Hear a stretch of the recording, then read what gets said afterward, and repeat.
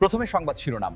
রুমিন ফারহানার মনোনয়ন নিয়ে হিরো আলমের পোস্টে আলোচনা তুঙ্গে। শুনলেন শিরোনাম, এবার বিস্তারিত থাকছে সুমাইয়া আক্তারের ডেস্ক রিপোর্টে। রুমিন ফারহানার মনোনয়ন নিয়ে হিরো আলমের পোস্টে আলোচনা তুঙ্গে।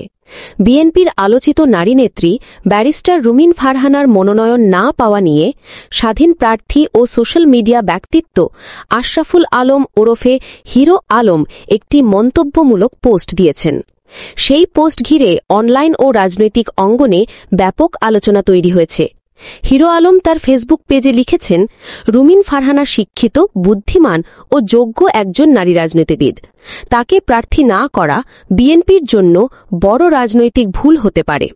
জনগণ চায় যোগ্য নেতৃত্ব রাজনীতিতে সক্রিয় থাকুক।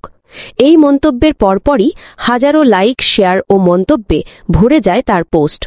অনেকেই হিরো আলমের মতের সঙ্গে একমত প্রকাশ করেছেন, আবার কেউ কেউ বলেছেন এটি দলের অভ্যন্তরীণ বিষয়, বাইরে থেকে মন্তব্য করা উচিত নয়। রাজনৈতিক বিশ্লেষকরা বলছেন, হিরো আলমের জনপ্রিয়তা ও সোশ্যাল মিডিয়ায় প্রভাবের কারণে তাঁর এই বক্তব্য দ্রুত ভাইরাল হয়েছে। এতে দেখা যাচ্ছে রাজনীতির বাইরের জনপ্রিয় মুখরাও এখন দেশের রাজনৈতিক সিদ্ধান্ত ও দলীয় মনোনয়ন নিয়ে সরব হচ্ছেন।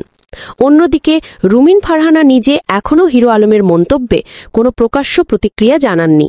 তবে তার ঘনিষ্ঠরা জানিয়েছেন, তিনি বিষয়টি ইতিবাচকভাবেই দেখছেন এবং জনগণের ভালোবাসাকেই সবচেয়ে বড় স্বীকৃতি মনে করছেন।